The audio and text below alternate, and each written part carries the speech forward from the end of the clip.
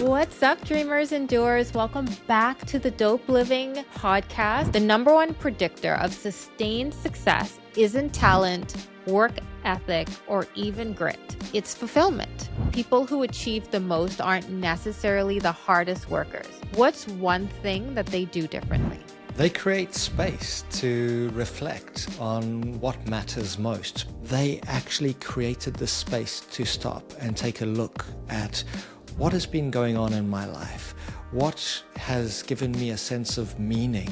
And I often start my workshops with this question, which is, what have you achieved in the past 12 months that you're proud of? There was a study in 1986, I believe, that showed a person in 2011 consumes 5 times more information each day than someone in the mid-80s.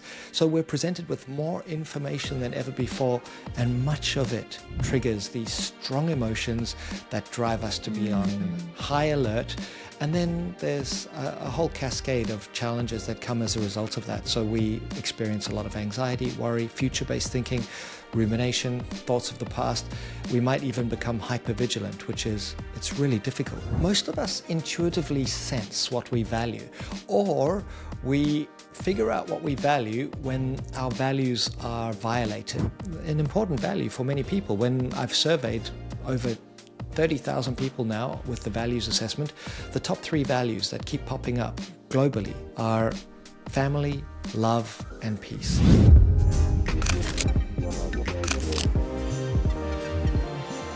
What's up, dreamers and doers? Welcome back to the Dope Living podcast, where we explore what it really means to thrive in the age of intelligence. I'm your host, Janay, and today's conversation answers the question underneath everything we've been exploring. And what if you could become more successful and more fulfilled at the same time? Here's the data that shifted my entire perspective. Research shows that the top 5% of high performers don't just work harder. They work on things that align with their core values. And that alignment makes them 3.7 times more resilient and 60% faster at recovering from setbacks. My guest is Bradley Hook. He spent 20 years studying what separates people who thrive from people who just survive. Brad is an author, speaker, creative technologist, and entrepreneur who leads the Resilience Lab at the Resilience Institute. He's the founder of the Values Institute and creator of the Values Assessment that helped thousands of people and organizations discover what actually drives their peak performance. His latest book, Start with Values, just came out with Penguin Random House, and it reveals the framework elite performers use to align their work with what truly matters. But here's what makes Brad's perspective unique. He's written magazine cover stories, directed Waves of Freedom, a documentary on surf therapy, and he's an AI pioneer who's built one of the first resilience chatbots in 2018. He's founded ventures like Surfed, hosts the Brad Hook podcast, and contributes to Entrepreneur magazine. Welcome, Brad. Janay, thanks so much for having me. It's a pleasure to be here. I'm so excited for this conversation, I have to admit. Here's what your research with over 20,000 high performers revealed. The number one predictor of sustained success isn't talent, work ethic, or even grit. It's fulfillment. And fulfillment only happens when you're doing something that matches who you actually are. So today we're asking questions that unlock both success and satisfaction. Let's start with something you discovered that flips conventional wisdom. You studied 20,000 high performers and found that people who achieve the most aren't necessarily the hardest workers. What's one thing that they do differently? They create space to reflect on what matters most, because in a busy world, busy lives that we're all leading, how often do we actually stop and take a look at the landscape of our experience? I was once upon a time trekking in the Himalayas, and it was a real grind, and you can very quickly burn out. There were just these endless staircases that disappear into clouds. And there were so many moments when I thought, I'm just going to turn around and go back down. Like, what's the point of this? But occasionally I would stop, turn around and take in the view and go, wow, this journey is meaningful. It is spectacular. Look how far I've come. And that stuck with me. And it was confirmed by this research that we conducted at the Resilience Institute, which showed that the top performers, the most resilient people, the most successful people, they actually created the space to stop and take a look at what has been going on in my life, what has given me a sense of meaning. And I often start my workshops with this question, which is, what have you achieved in the past 12 months that you're proud of? And people stop and go, wow, I haven't thought about that. And they say, I overcame this injury, or I achieved this massive goal, or I helped a family member overcome some adversity. And I say, was it easy? And it never is. So it required that resilience or grit, but ultimately it was worthwhile. And people who stop and take notice, they're more resilient, more successful. They enjoy their experience of life. So I think it's all about stopping and creating space to introspect or reflect and ask the question, what went well? Because by default, our negativity bias will keep us on that hamster wheel, always on high alert for what's not going well or what's the next most urgent thing. And why do we kind of navigate or kind of reflect on, or we're probably not reflecting, but why do we go kind of to the negative? What is the, I guess, the cognitive kind of workings of our brain that's happening and making us do that? The negativity bias is a really interesting phenomenon, and the research suggests that our ancestors were hardwired to always be on high alert for what could go wrong. So before pleasure, it's worthwhile paying attention to all of the risks in our environment. And as a result, we are highly tuned to potential threats to our safety, to our survival. Now, there are often not lions and tigers wandering around in our offices or in our neighborhoods. So there are less direct threats to our survival than ever before for most people. However, we're surrounded by modern threats and modern stressors. So you could find someone sitting at their desk and they're in that fight-flight state, which evolved to help protect us against wild animals. But it's as a result of an inbox full of emails, a to-do list that's overflowing, the news showing us some negative information here, a feed that's amplifying extreme views, and this part of the brain called the amygdala, it's always on high alert. It's called the watchdog of the brain, and it's always scanning our environment for threats to our survival, and it triggers strong emotional responses. Think anger, sadness, fear, craving, disgust. And these undercut or short circuit our rational human thinking, which comes from the prefrontal cortex part of the brain, the thinking part of the brain, also called our executive attention center. And when we're confronted with more information than ever before, and it's crazy. I mean, if you think there was a study in 1986, I believe, that showed a person in 2011 consumes 5 times more information each day than someone in the mid-80s. So we're presented with more information than ever before, and much of it triggers these strong emotions that drive us to be on high alert. And then there's a whole cascade of challenges that come as a result of that. So we experience a lot of anxiety, worry, future-based thinking, rumination, thoughts of the past. We might even become hypervigilant, which is, it's really difficult to just shut down all of that thinking and relax. And people are struggling to sleep as a result. So there's an evolutionary reason for it. The negativity bias was good for us. It kept us safe from wild animals that could eat us or other tribes that threatened us.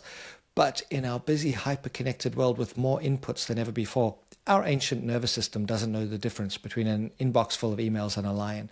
So we've just got way more competing for our attention, and that's when the negativity bias becomes an issue. But there are real things that we can do to diffuse the intensity of all of those negative emotions. And I'm happy to share some tools if that's useful. Yeah. Before we get into that, one question that I have, and it's more of a curious question because I'm not sure that we have the answers, or I've spoken with previous guests about, the generation that we're in, we're kind of the most vulnerable, right? Because we were kind of introduced to technology like at a very, very vulnerable time in our lives very early on. And now you think about the generation now who is like they're native to all of this, right? This is the only thing that they know.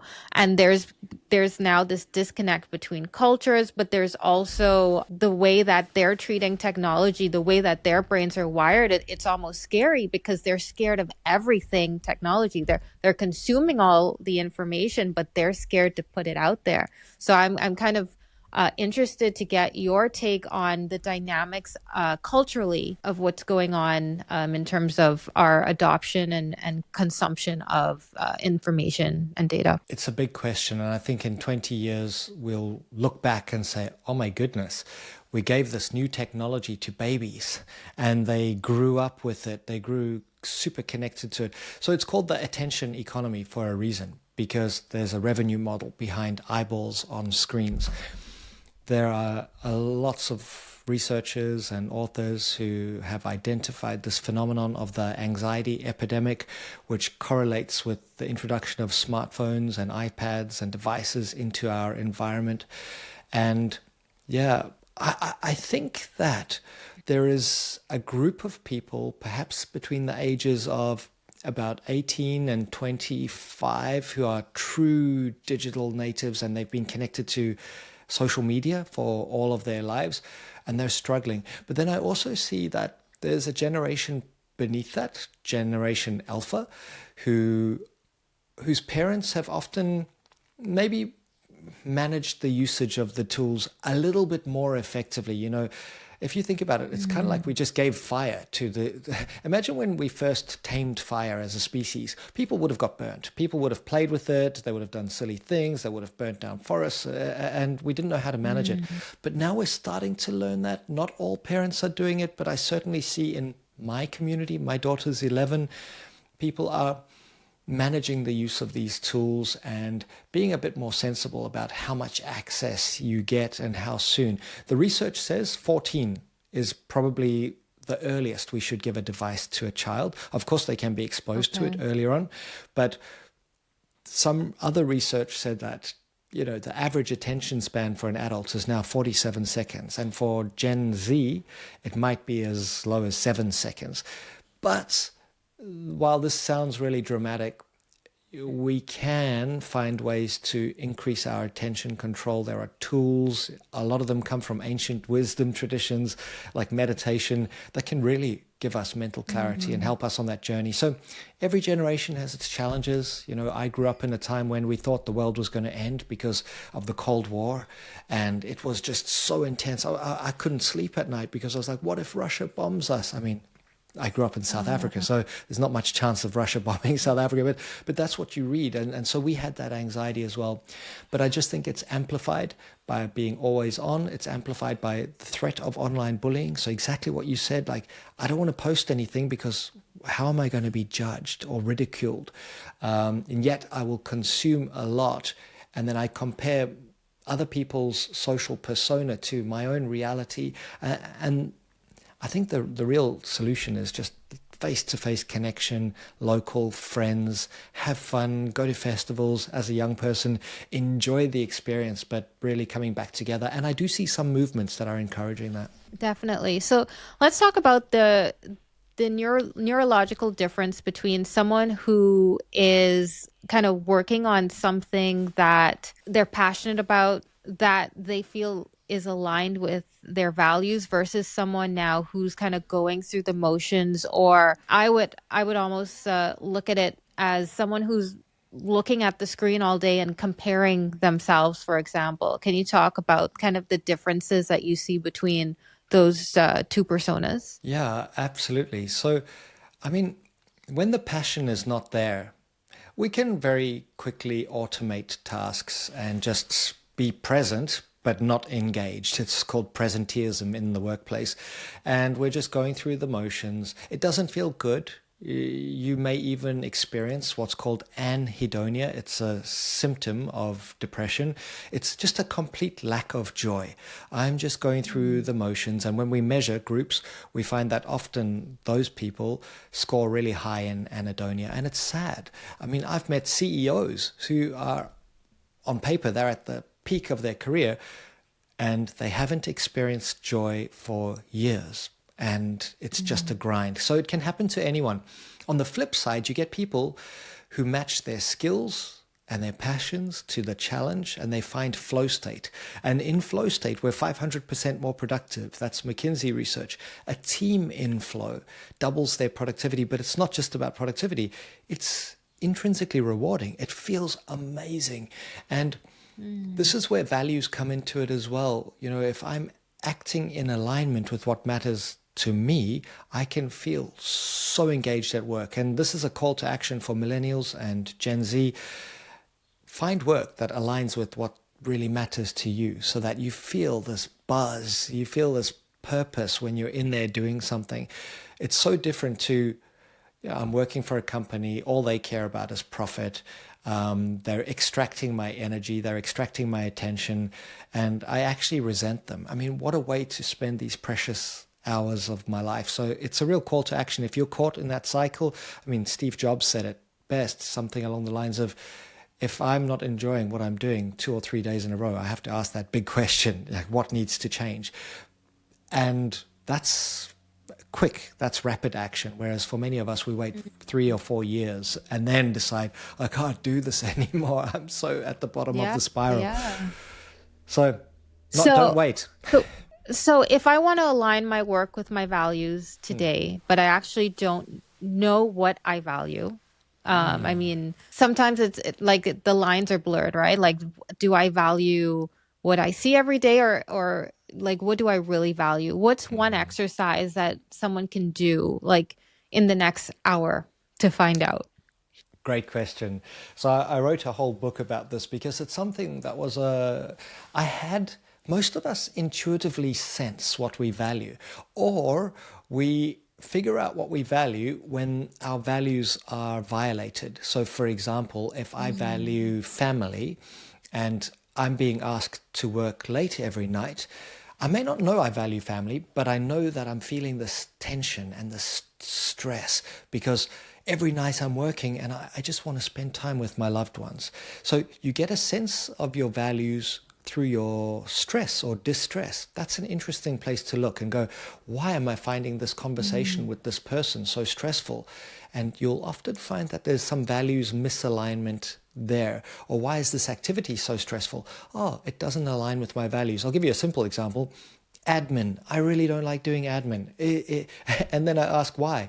Well, one of my top 3 core values is creativity, and admin is almost the opposite of creative work. It's all just boring, process-based, and it's not creative. So I understand, oh, wow, that's completely misaligned. Sometimes you have to do it, but not always. So if someone wants to discover their values, there's many different methods. One is to look at online. There are many lists. I'm happy to share a few in the show notes if you like, of core values. Go through it, tick the ones that resonate for you, that really seem like, this is who I am.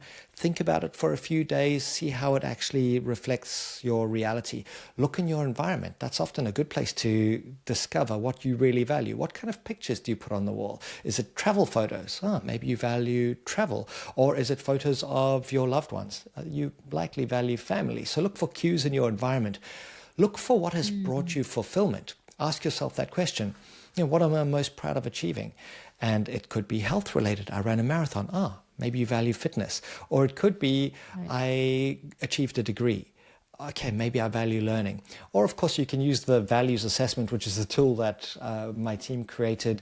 And it really guides you through that process in about 17 minutes on average to really discover what your top 3 are. And I always say, try and focus on just 3, because if you've got a list of 10, 15 values, 1, you're not going to remember them. 2, it's really hard to use them as lenses through which to make your decisions. Like, can I be creative in this moment? Can I be kind in this moment? So keep it simple for yourself, and then you can actually bring them to life in your day-to-day activities. So there's many ways. Another way is to ask, well, who do I admire? Oh, I admire Nelson Mandela. What were his values? It was all about connecting people, reconciliation, kindness, compassion. Or I really admire, you name it. And you can often get a hint of the values. It's the values that you admire often more than just pure talent or skill. Kind of challenging question here. So you're in fight or flight mode, which most of us are on our day to day. How do we, like, what's the first step you think someone should take when they are kind of in survival mode, let's call it, but, needing to connect to the values so that they can start to use that as the lens by which to then make decisions and get out of that?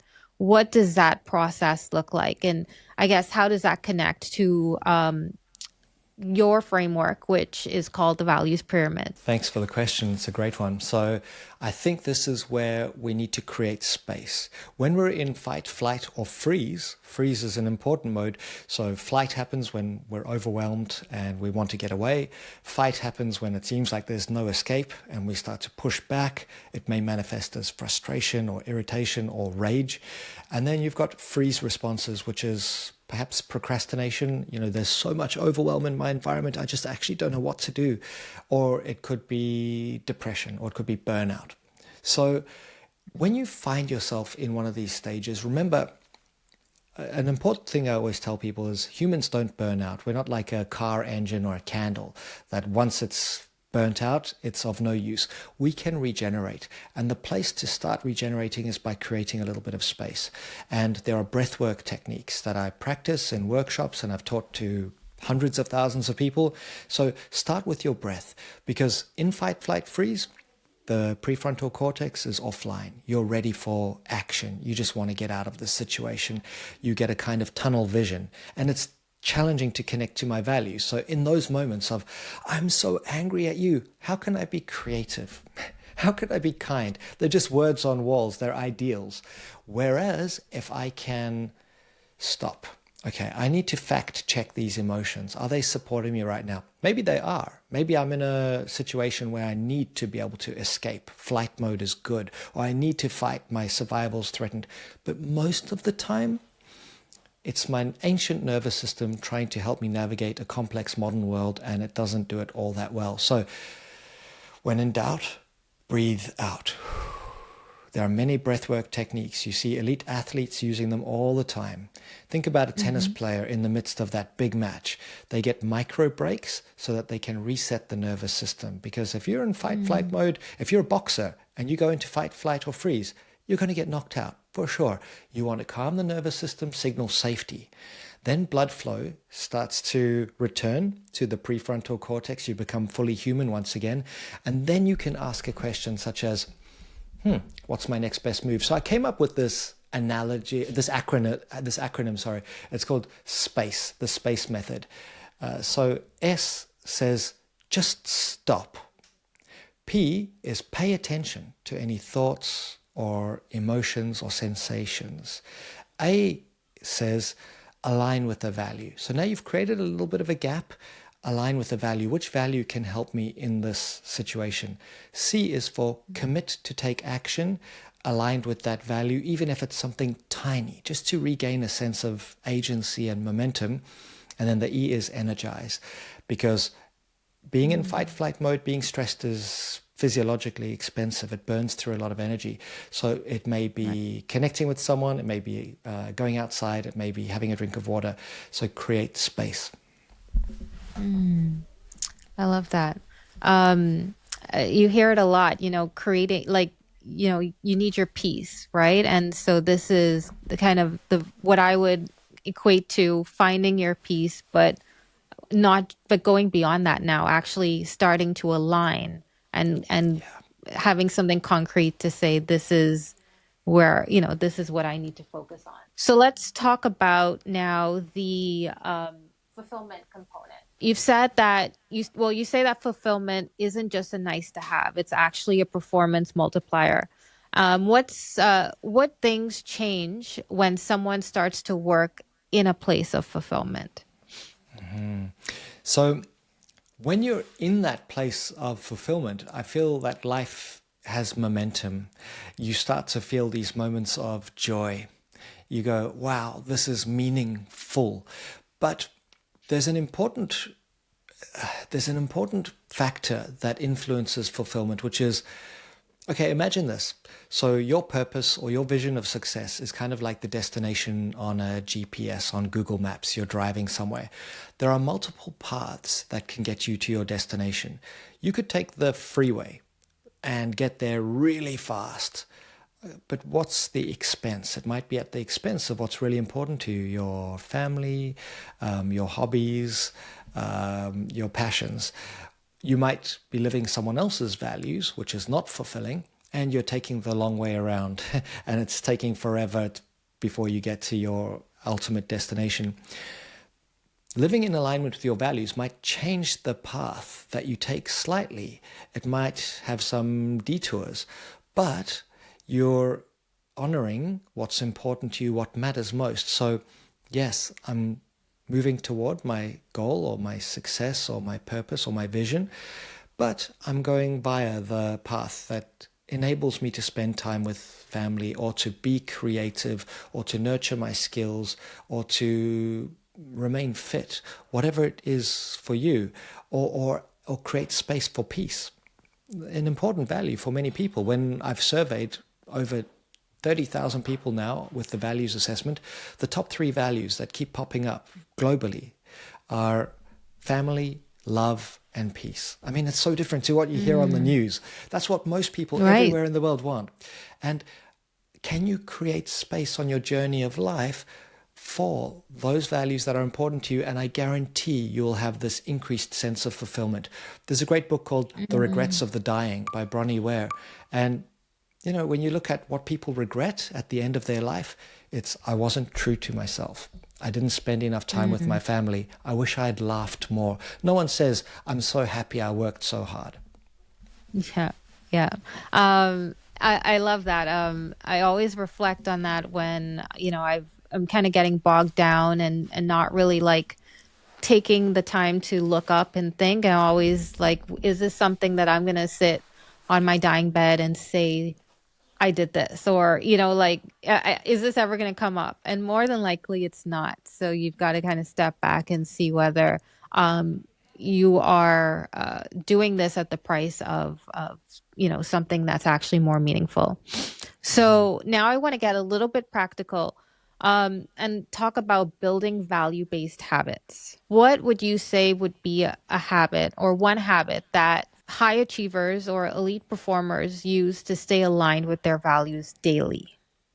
It's a great one. So I adopted that framework from Atomic Habits and Tiny Habits, which is a book by BJ Fogg. Fantastic approach to breaking habits down into tiny increments and aligning them with your identity.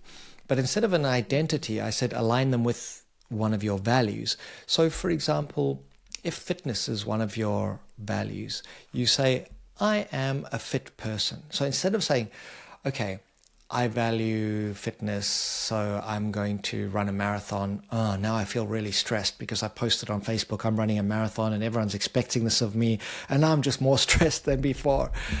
We say, okay, I am a fit person, or even better, I value running. And now you say, what does that version of me do?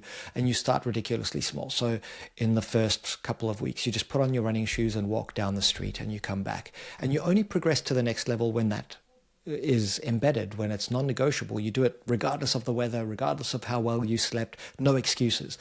Then you start jogging 1 kilometer, then you start jogging 5Ks, then eventually it might be you're doing 10 kilometers or roughly 7 miles every day. And guess what?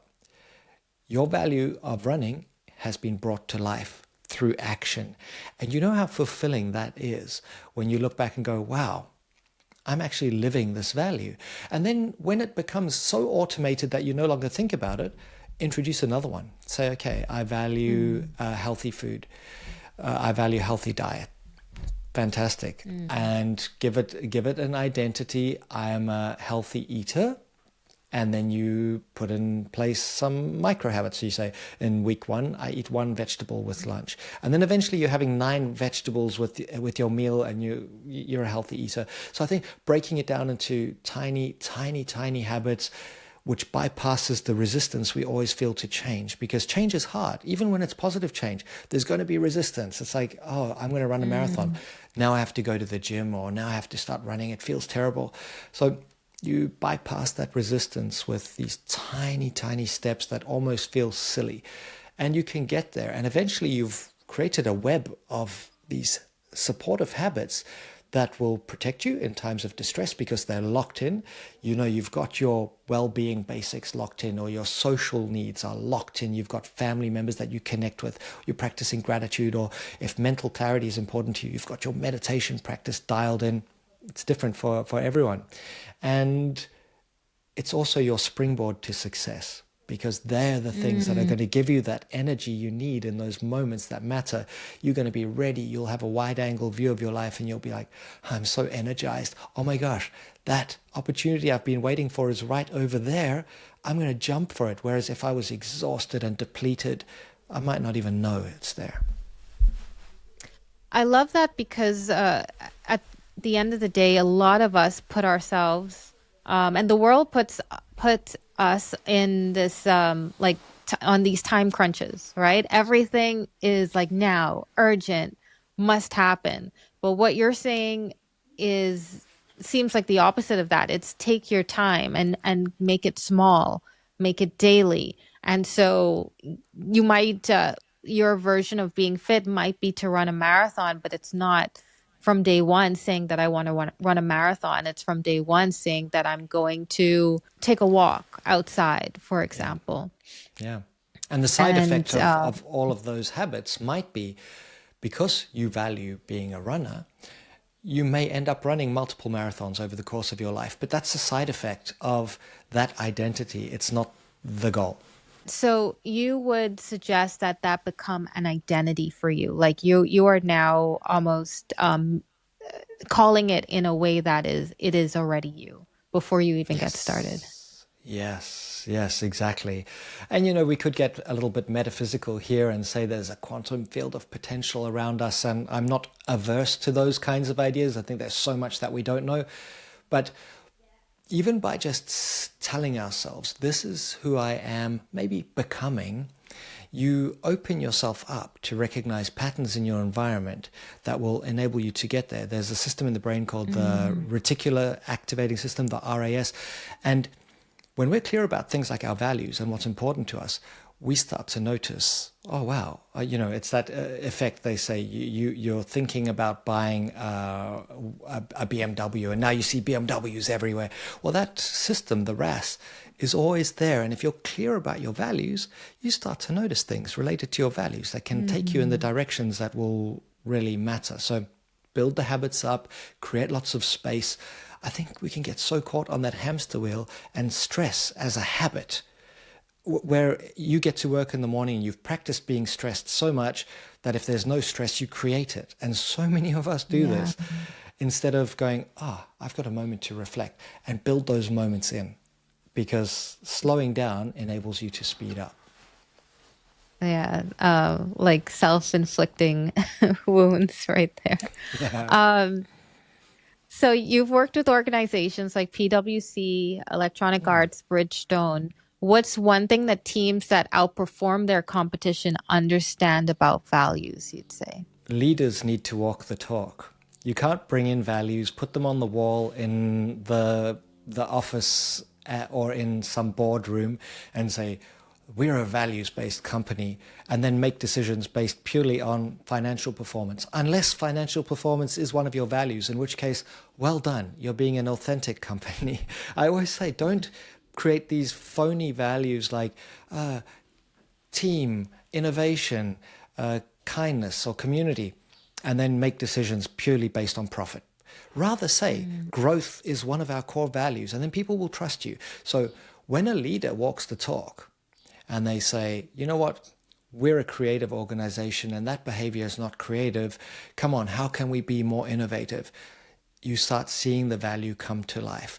But if they're just words on walls, no one pays attention. You really need people to buy in. And I would actually advise co-creating the values. Just because those values have been on your website for 10 years doesn't mean that they are the operating principles for your business. Come up with a new set, maybe team by team. Maybe the technology team has its own little operating principles or values, and the sales team has its own ones, because people are quite different. People value different things. Yeah. But values can unite us. And you look at examples of real values-based organizations. The Navy SEALs, for example, love them or hate them, they have really, really embedded core values, and they use them and they live them. Or Toyota has this principle of Kaizen, continuous improvement, and they live and breathe that value. The New Zealand All Blacks rugby team, they have values of humility, and they live it. It's really important. So if you can bring those values to life, you can really align people, create a foundation of trust. And from that, you get psychological safety. People start innovating. People start really being the best version of themselves. But leaders need to model it, and they need to be authentic. Is there something that you do with leaders that it's a tall order, right? I think, and I'm not sure how many leaders I've seen yet to be able, like, just in my own life, I'm not sure I've seen very many leaders get to do it right. I hear about all of the examples, right? And those are the gold stars. But is there something that you do with leaders specifically that kind of get them on the right track? It's different for different organizations based on what their overarching strategy is. Some organizations put values at the core, some put strategy at the core, or purpose or mission or vision, and sometimes all of these terms start to overlap and get a bit confusing. But for a leader to bring the company values to life and to create a values-based culture, they first need to understand what their own values are. And I call this your leadership brand, because how are you going to be remembered as a leader? Are you the leader who dominated, command and conquer, you know best? Or are you the leader that people reflect on and go, wow, that person really changed my life. They were a mentor for me. So getting clear on what your values are is important. Being able to express them among the team. This is what I value. I value efficiency, I value camaraderie, and I value innovation. And how that fits into the context of the company values. So what we can do to live the company values is, and this is where some of the tools from resilience come in, because you can't just tell people, be innovative. What does that actually mean? If I'm a leader and I just tell, come on, we value innovation. Rather say, we value innovation, and here's the skills or the practices or the tools that enable innovation. It is growth mindset. Let's learn about this concept of growth mindset as presented by Carol Dweck. Or let's learn about flow state, how to create our high performance zone so that we can be more innovative. Or so giving people the tools to live the values. That is the edge when it comes to leadership, rather than just going, let's be empathetic. Well, what does that mean? We should really be thinking about, okay, let's break down the principles of empathy. What does it mean to really understand someone else? Why are we even doing this? Is it because we want to engage our customers and be a really customer-centric organization? And then how can we be empathetic? Okay, it requires emotional intelligence. We need to learn how to actually be present with another person. And there's a whole set of skills that support each one of these concepts. So give people the skills, give them that training, and champion it. You can't just do the training once and go, okay, you've had your empathy training, now we're an empathic organization. It's not going to work. It's, okay, we've done empathy training, now how do we keep practicing it over time? And that's where you see the real results. And I guess that's where, to your point earlier, why you should stick to maybe no more than 3, right? Because if you've got to champion it and you've got to embed it and it has to be intertwined into the organization and the culture, you can't have 6 values just kind of like out there in the open, right? And so really staying focused on those values and then being crystal clear on how everyone's going to be trained on those values and how they are expected to, come in day by day and, be able to live those values as well. Exactly. People need to be crystal clear, and having three means you can use them as decision-making tools. So you can say, in this moment, okay, we've got this unexpected event, our technology platform's gone down. Which value will help us in this moment? Is it the fact that we're calm? Is it creative? Is it kind?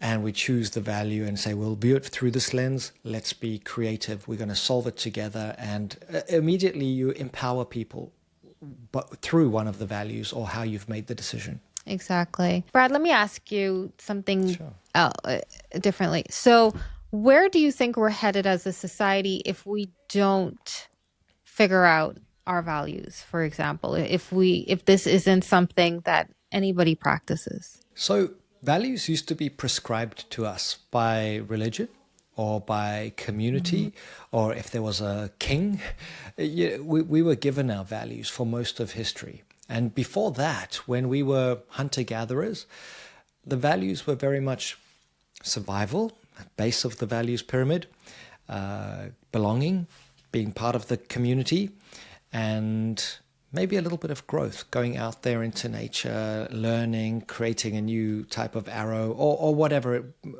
it was.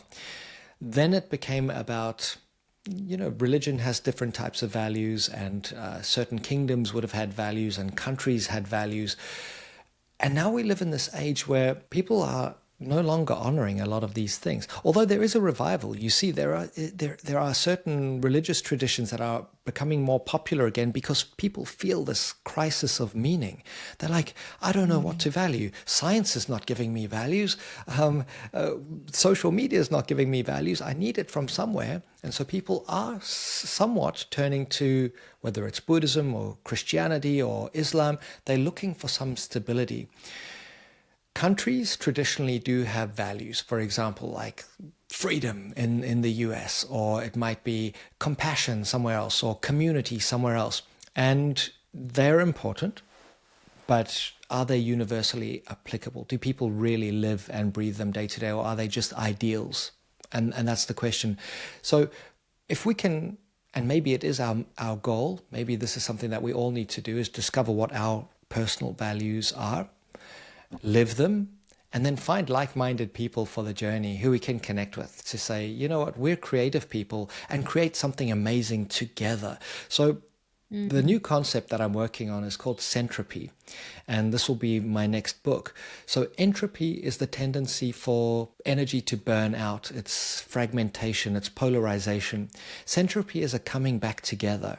And I've been working with a wonderful philosophy teacher, and he said to me the three universal values, whether we realize them or not, are wisdom, love, and beauty.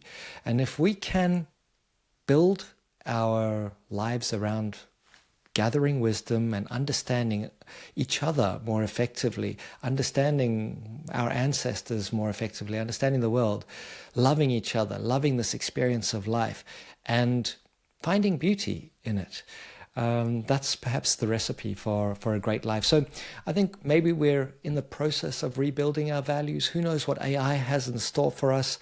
If AI starts to govern us at some level, what are the values going to be? Maybe we need to have transparency, sustainability, and human thriving so that we still remain important to the superintelligence. But I think there will be an emergent set of values that we discover over the next century, but at the same time looking backwards and seeing what really supported those who came before us and honoring their wisdom is important, while also figuring out what's important to us and finding some friends for the journey ahead. It's interesting, right? Because it all, to me, sounds like we're going to have this like almost epiphany where we have to go back to where we started, right? And we talked about how we were kind of, technology was almost thrown on us, right? It just was there, and we dove into it, and we made it, we took it on, but not understanding the consequences. And I think now we're coming back to core and saying, no, we still have to be face to face. We still have to ensure that we are building our community and sharing ideas and finding our values so that we can still continue to, be a part of of the world, without AI taking over everything. So that seems to be the theme, and it's very interesting because then we have a whole new playbook we've got to talk through, and we've got to understand some of those primitive ideas, concepts that help us to figure out who we were even back in ancient days, and then using that to figure out what we're becoming with the new tools that that are around us every single day. Absolutely. And when I look at the results of the values assessment, going back to what some universal values might be, it consistently looks like what humans value is peace, love, and family. And that's so simple. So exactly what you said is like reconnecting at that level of community, at that level of family, making time for each other, being present with each other. Perhaps this is the key to being truly human in the age of intelligence. Exactly. That I love how you say that. So, Brad, I want to thank you so much for coming on the Dope Living podcast. The Dope Living is all about creating a life that feels true to yourself, but also trying to, everyone's kind of in the pursuit of happiness, but also want to be successful and find opportunities for growth and for, financial success. So how do we bring that all together so you have a truly fulfilled life? And so I think this discussion was extremely important, a lot to reflect on, and definitely looking forward to sharing some of the, the tools that you currently have, some of the frameworks, especially I'm going to go home and try to start, space and start working on that. But with every episode, I try to end with an affirmation so that, everyone gets from this podcast just something to speak positively on. Because, as we touched on today, whatever you say you are, then you start to find connections in your day-to-day life. So it's important that we speak positivity as we end the show. So today we're going to say that I am building a life that is mine, not performed, not approved by a committee. My values are my compass. My fulfillment is my fuel. My purpose is my power. When I align with what truly matters, I don't just perform, I thrive. This is my declaration of values-driven success. And that's our affirmation of the episode. So, Thank Brad, you so much. Tell us how we can find you and what's next. Absolutely. So you can find me on my website, bradleyhook.com, on Instagram, which is just at bradhook, LinkedIn, Bradley Hook. You'll find me if you search me in Google.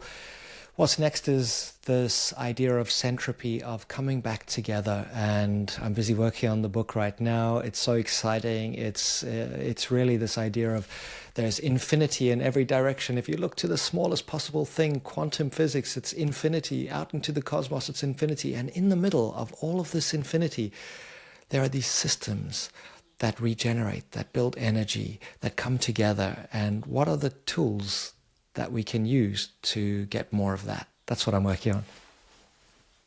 That's awesome. I'm looking forward to following along and definitely seeing the book come out very soon. Thank you so much for watching the Dope Living podcast.